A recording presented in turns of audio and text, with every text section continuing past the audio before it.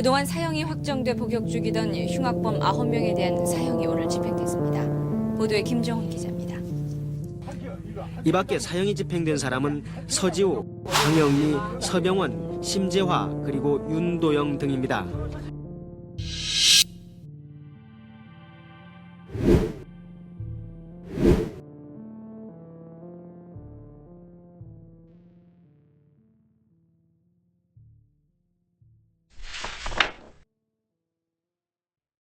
전북 이리시에서 태어난 강영리는 평범한 가정에서 자랐고 대학교를 중퇴한 후 제약회사 직원의 소개로 약사인 남편을 만났습니다.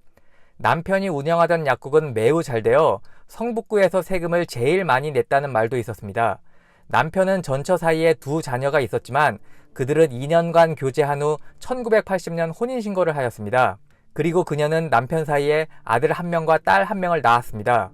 혼인신고 후 약 3년이 지난 시점 그녀는 남편의 잦은 외도로 미행하던 과정에서 우연히 택시기사인 서지우를 알게 되었습니다. 남편의 외도와 시어머니와의 갈등 속에서 비관하던 그녀. 자연스럽게 이를 알게 된 서지우.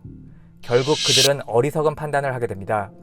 그들은 시어머니와 남편을 살해하기로 하였고 그녀는 서지우에게 보수 지급을 약속하였습니다. 그들은 우선 시어머니부터 교통사고로 위장하여 죽이기로 하였고 서지우는 1983년 9월 새벽 6시 포니 택시를 몰아 시어머니를 들이받았으나 실패하였습니다.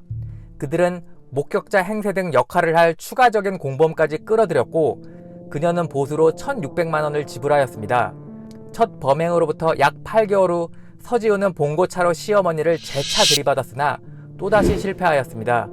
그러자 이들은 범행 대상을 남편으로 변경하였습니다. 그리고 그녀는 운전 연습을 핑계로 일주일에 2회에서 3차례씩 밤 12시부터 새벽 3시까지 남편과 함께 동네 주택가를 돌았는데 다 이유가 있었습니다. D-Day가 밝았습니다. 1984년 7월 19일 서지우는 남편의 집 앞에 주차된 승용차 타이어 바람을 빼버렸습니다.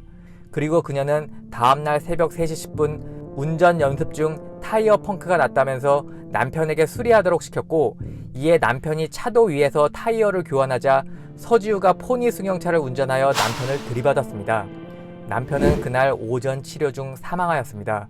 그리고 서지우는 자발적으로 신고하여 구속되었습니다. 하지만 그의 책임은 단순 교통사고로 인한 것이었습니다. 이 범행으로 그녀는 남편의 재산을 상속받는 상황이 되었습니다. 그녀는 내막을 모르고 상심하던 시어머니를 위로하며 잘 모셨다고 합니다. 이렇게 사건은 완전 범죄로 끝나는가 싶었습니다. 그럼에도 그녀는 결국 검거되고 마는데 그 드라마틱한 과정에 대하여 한 교화위원은 이렇게 설명하고 있습니다.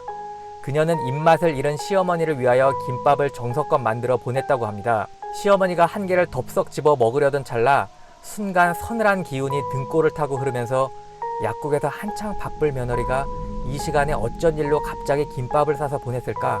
라는 무서운 의심이 문득 들었던 것입니다. 이에 시어머니는 은젓가락을 김밥에 찔러 넣었고 새까맣게 변하였습니다.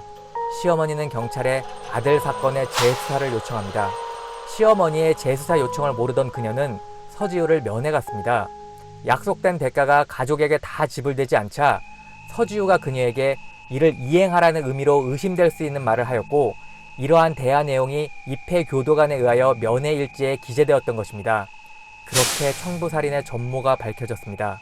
1985년 1월 18일 서울지법 북부지원은 그녀와 서지우에 대하여 사형을 선고하였습니다. 재판부는 남편이 외박을 자주 했다는 이유로 살해한 것은 인간성의 한계를 넘어선 납득할 수 없는 범죄라고 질타하였습니다. 그리고 1985년 8월 대법원에서 최종적으로 사형 확정되어 그녀는 사형수가 되었습니다.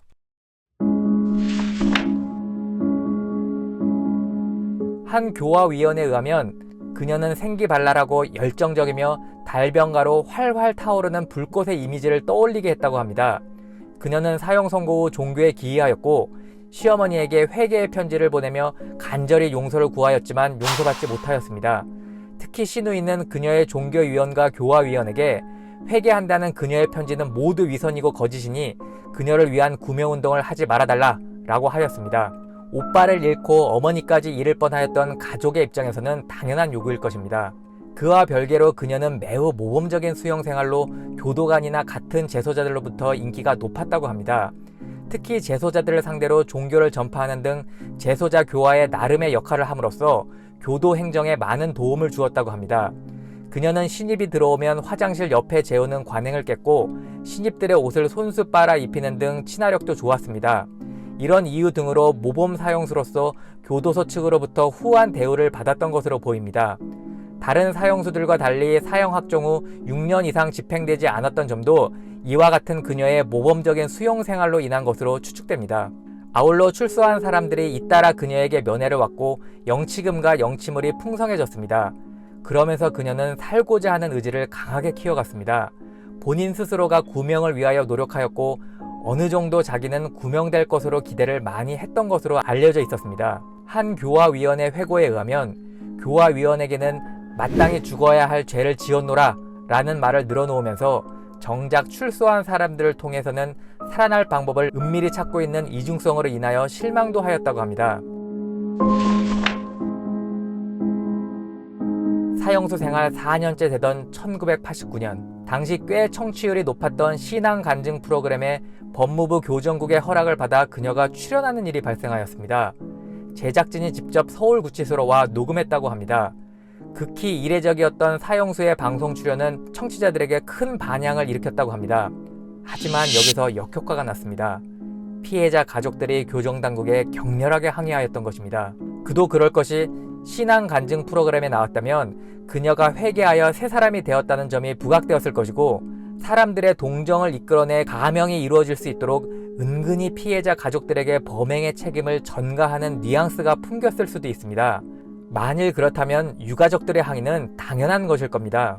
결국 방송 출연과 외부 구명 운동이 그녀의 사형 집행을 앞당겼을 수도 있겠다고 조심스럽게 사람들은 추측하였습니다. 결국 그녀에게도 최후의 날이 도래하였습니다. 1991년 12월 17일 오후 2시 55분 인정신문의 시작으로 사형 집행 절차가 진행되었습니다. 최후의 유언은 이러하였습니다. 피해자 가족에게 사죄합니다. 시어머니와 우리 어머님께 죄송하며 용서를 빌 뿐입니다.